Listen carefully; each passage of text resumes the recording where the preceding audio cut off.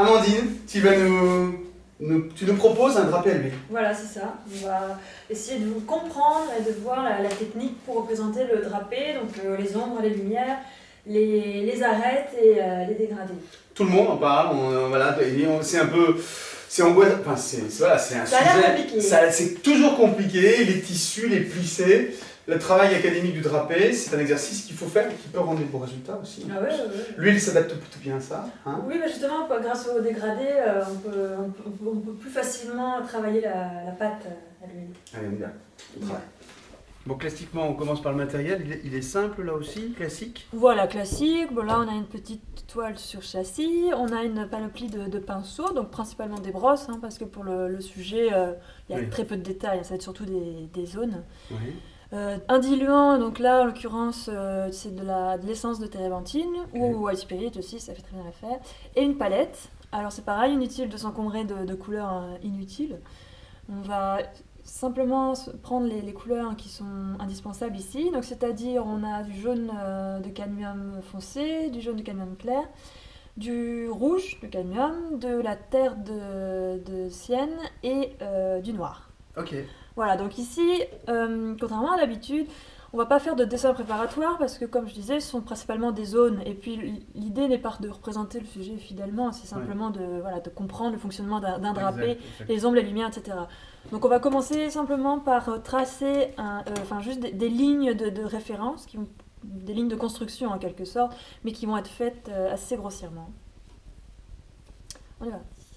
Ça marche.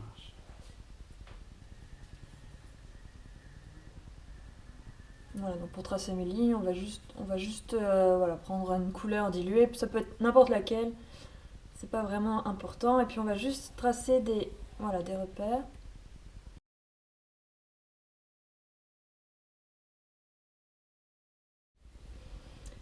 Alors donc la première chose à faire est déjà de repérer les zones les plus intenses, les valeurs les plus fortes, c'est-à-dire les zones les plus lumineuses. Donc on va par exemple, on va les voir ici, on va les voir ici également, et puis dans ces trois petites zones.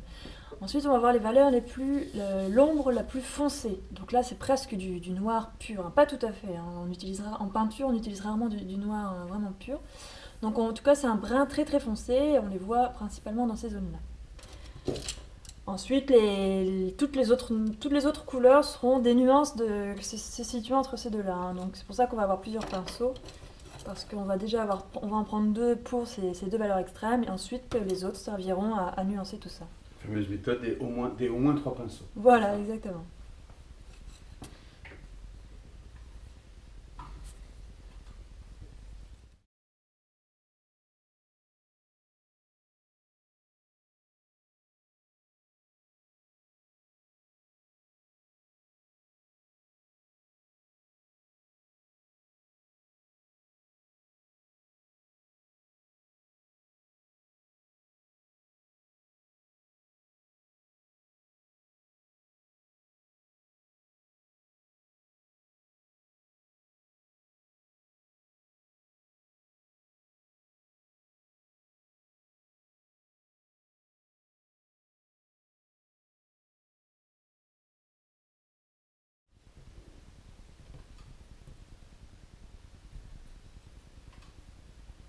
Donc ce qu'il faut bien regarder, c'est les effets différents, c'est-à-dire qu'il y a certains endroits qui vont être très marqués par une délimitation nette, c'est-à-dire une arête, hein, et d'autres, au contraire, ça va être vraiment un dégradé. Donc par exemple ici, on voit vraiment la délimitation nette avec l'ombre très marquée, et en même temps, juste à côté, on a le haut du pli, donc en forte lumière. Et là, au contraire, à côté, on va avoir un dégradé parce que le pli est en train de s'étendre, hein, ce qui fait qu'on a la continuité du tissu.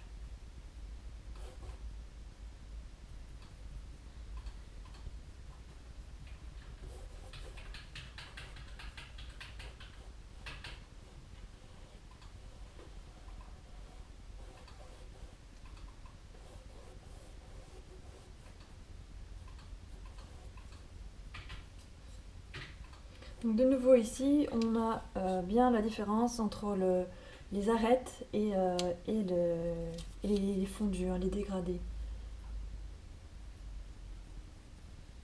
C'est pour ça qu'il faut vraiment en fait comprendre ce qu'on voit. C'est important, au maximum en tout cas. Parce que comme ça permet d'avoir une meilleure analyse en tout cas de l'observation.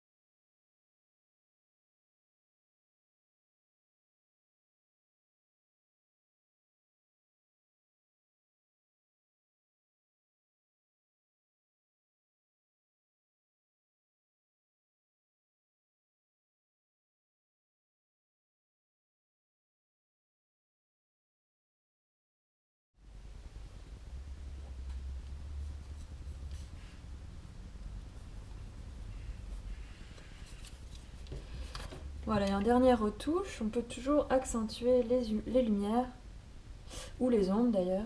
On va accentuer légèrement, enfin légèrement, on va accentuer l'effet de lumière par les dernières petites touches.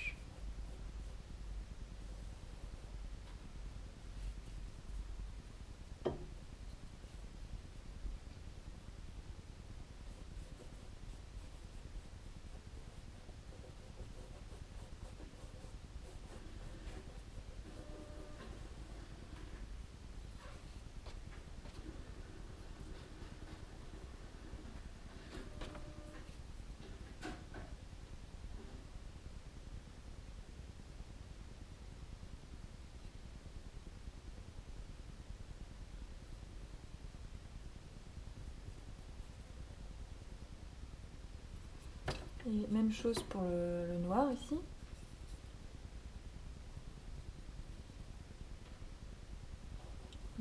On va accentuer dans les zones les plus extrêmes parce que, voilà, comme j'ai déjà pu le dire dans des vidéos précédentes, ce sont vraiment les contrastes qui créent le relief. Donc plus il y a de contraste, plus il va y avoir de relief. Il ne faut pas hésiter à accentuer les lumières, à renforcer les ombres. Vraiment, c'est important, hein, pour le relief et donc cet effet de réalisme.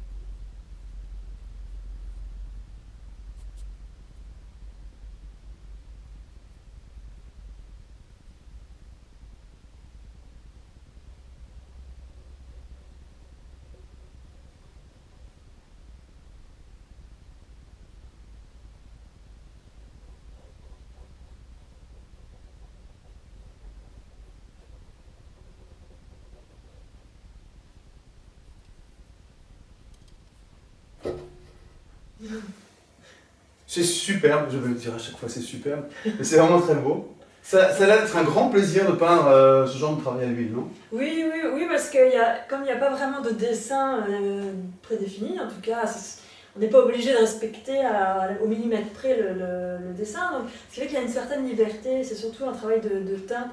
Vous avez vu, on travaille juste avec quelques pinceaux et surtout quelques couleurs, et c'est juste les nuancer, c'est un peu jouer avec toutes ces teintes-là. Et comme je disais dans la vidéo, ce qui est important en fait, c'est le contraste entre le très foncé et le très lumineux. Que tu poses très vite, dès le départ. Hein, dès le départ, oui, parce que c'est plus, enfin, je le répète tout le temps, mais plus il y a de contraste, plus il y a de relief. Hein, et donc pour obtenir un côté réaliste et en tout cas une profondeur, il faut absolument du contraste. Et après, il y a toutes les teintes vont être juste des nuances entre ces deux-là. Ok, avec des arêtes plus ou moins abruptes en fonction de l'étoffe. Hein, oui, c'est ça. Certains endroits vont être vraiment très très nets, des contours très marqués, et au contraire d'autres où ça va être des dégradés vraiment doux. C'est un jeu subtil entre juste ces quelques éléments-là. Bon, ça c'est à retenir, retenir. Vous avez bien sûr le dessin, la photo d'inspiration d'origine, et pas le modèle à copier hein, strictement. C'est une photo d'inspiration à télécharger, le résultat final, et puis tous les gestes d'Amandine, parce que voilà, au-delà du choix de la palette courte et tous ses conseils, bah, il y a aussi le toucher qui est intéressant, enfin voilà, la manipulation des multiples pinceaux. Qui doit vous servir d'exemple? Maintenant c'est à vous, allez-y au travail.